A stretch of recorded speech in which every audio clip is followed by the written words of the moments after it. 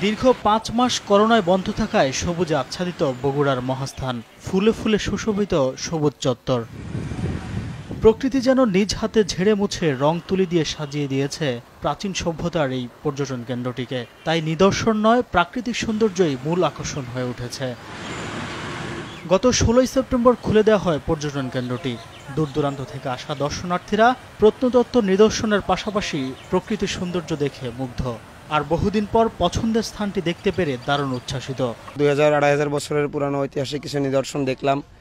এখানে লক্ষিন্দারের শ্মশানঘাট আছে, লক্ষিন্দারের বাসর ঘর আছে, সেগুলো দেখলাম। খুব ভালো লাগছে। এখানে আছে ফুল জাদুঘর এবং আমার আন্টি আম্মুদের সাথে বেড়াতে আসছি। অনেকদিন পরে এখানে আসলাম, সুযোগ হলো, সবার সঙ্গে আসছি, বেড়াই ভালো লাগলো।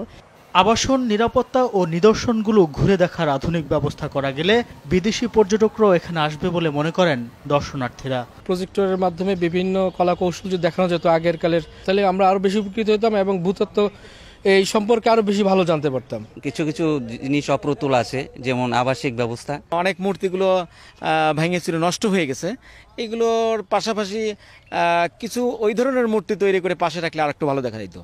২৫০০ বছরের প্রাচীন সভ্যতার নিদর্শন বগুড়ার মহাস্থানের পুণ্ডবর্ধন নগরী। কয়েক শতাব্দী পর্যন্ত এ স্থানটি ছিল পরাক্রমশীল মৌর্য, গুপ্ত ও পাল রাজাদের প্রাদেশিক ও পরবর্তীকালে সামন্ত রাজাদের রাজধানী।